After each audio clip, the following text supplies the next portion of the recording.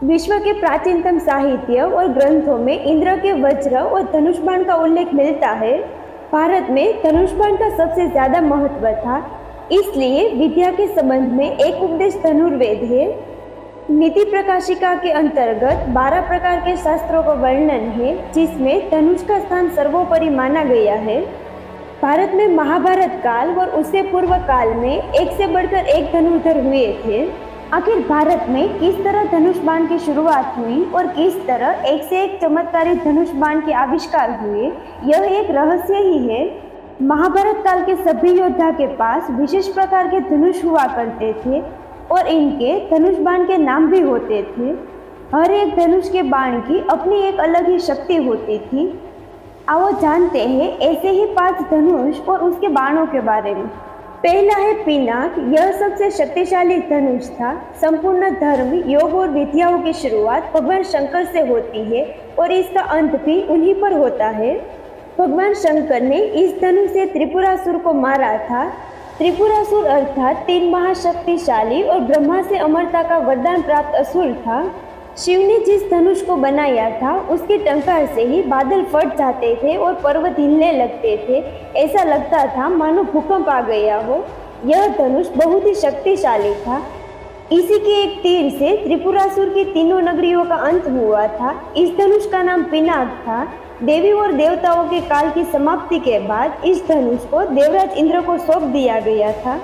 राजा दक्ष के यज्ञ में सती के प्राण त्यागने के बाद भगवान शंकर बहुत क्रोधित हो गए थे और उन्होंने सभी देवताओं को अपने पिनाक धनुष से नष्ट करने की ठानी। एक टंकार से धरती का वातावरण भयानक हो गया। बड़ी मुश्किल से उनका क्रोध शांत किया गया।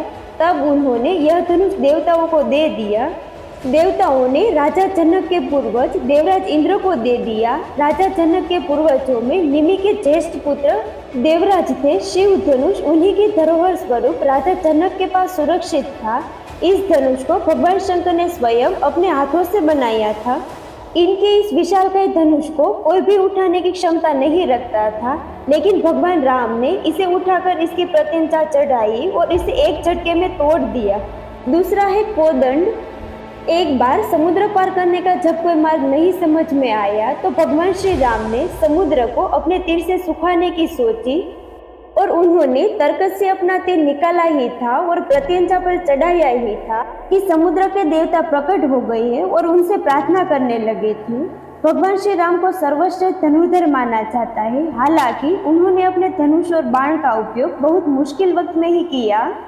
बहुत कम लोगों को मालूम होगा कि भगवान राम के धनुष का नाम कोदंड था, इसलिए प्रभु श्री राम को कोदंड कहा जाता था। कोदंड का अर्थ होता है बांस से निर्मित। कोदंड एक चमत्कारी धनुष था जिसे हर कोई धारण नहीं कर सकता था। कोदंड नाम से भिलाई में एक राम मंदिर भी है, जिसे कोदंड रामालयम मंदिर कहा जाता है। तीसरा है सारंग। भगवान श्री कृष्ण सर्वश्रेष्ठ धनुर्धर भी थे। यह बात तब पता चली जब उन्होंने लक्ष्मणा को प्राप्त करने के लिए स्वयंवर की धनुष प्रतियोगिता में भाग लिया। इस प्रतियोगिता में कर्ण, अर्जुन और अन्य कई सर्वश्रेष्ठ धनुर्धरों ने भाग लिया था। द्रौपदी स्वयंवर से कहीं अधिक कठिन थी लक्ष्मणा स्वयंवर की प्रतियोगिता। भगवान श्री कृष्ण ने सभी धनुर्धरों को पछाड़कर लक्ष्मणा से विवाह किया था। हालांकि लक्ष्मणा पहले से ही श्री कृष्ण को अपना पति मान चुकी थी, इसीलिए श्री कृष्ण को इस प्रतियोगिता में भाग लेना पड़ा। श्री कृष्ण के धनुष का नाम सारंग था। सारंग का अर्थ होता है रंगा हुआ, रंगदार, सभी रंगों वाला और सुंदर। कहते हैं कि भगवान श्री कृष्ण का यह धनुष सिंह से बना हुआ था। हालांकि कुछ मानते हैं कि यह वही सारंग है जिसे कण्व की तपस्थली से बांस से बनाया गया था। 5वां है गांडीव। 5 पांडवों में से एक अर्जुन की धनुष विद्या भी जग प्रसिद्ध थी। द्रोण ने अर्जुन को धनुष सिखाते वक्त वचन दिया था कि तुमसे श्रेष्ठ इस संसार में कोई धनुर्धर नहीं होगा। अर्जुन के धनुष के टंकार से पूरा युद्ध क्षेत्र गूंज उठता था। रथ पर सवार कृष्ण और अर्जुन को देखने के लिए देवता भी स्वर्ग से उतर गए थे। अर्जुन के धनुष का नाम गांडीव था। कहते हैं कि कौरव ऋषि कठोर तप कर रहे थे। तपस्या के दौरान उनका शरीर दिमक द्वारा बांबी बना दिया गया था। बाम्बे और उसके आसपास के मिट्टी के ढेर पर सुंदर गठीले बांस उगाए थे। जब करवा ऋषि की तपस्या पूर्ण हुई तब ब्रह्मा जी प्रकट हुए। उन्होंने करवा को अनेक वरदान दिए और जब जाने लगे तो ध्यान आया कि कण्व की मूर्धा पर उगे हुए बांस कोई सामान्य नहीं हो सकते तथा इसका सदप्रयोग करना चाहिए। तब ब्रह्मा जी ने उसे काटकर विश्वामित्र को दे दिए और विश्वामित्र ने इसे 3 धनुष बनाए। पहला पिनाक, दूसरा शार्दूल और तीसरा गांडीव। इन तीनों धनुष को ब्रह्मा जी ने भगवान शंकर को समर्पित कर दिया। इससे भगवान शंकर ने इंद्र को दे दिया। इस तरह इंद्र के पास पिनाक धनुष, फिर परशुराम और फिर बाद में राजा जनक के पास पहुंच गया, लेकिन गांडीव वरुण देव के पास पहुंच गया। वरुण देव से यह धनुष अग्निदेव के पास और अग्निदेव से यह धनुष अर्जुन को मिला।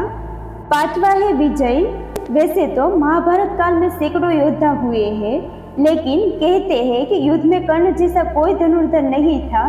कर्ण के अर्जुन और एकलव्य से श्रेष्ठ धनुर्धर होने का प्रमाण यह है कि कर्ण के तीर में इतनी ताकत थी कि जब वे तीर चलाते थे और उनका तीर अर्जुन के रथ पर लग जाता था तो रथ पीछे कुछ दूरी तक खिसक जाता था। कृष्ण अर्जुन से कहते हैं कि जिस रथ पर मैं और हनुमान विराजमान है उसके इस तरह पीछे धकेले जाने से पता चलता है कि कर्ण की धनुर्विद्या में बहुत बल है।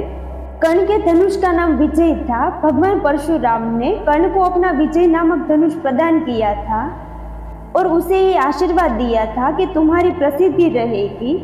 विजय एक ऐसा धनुष था कि किसी भी प्रकार के अस्त्र या शस्त्र से खंडित नहीं हो सकता था। इसे तीर छूटते ही भयानक ध्वनि उत्पन्न होती थी।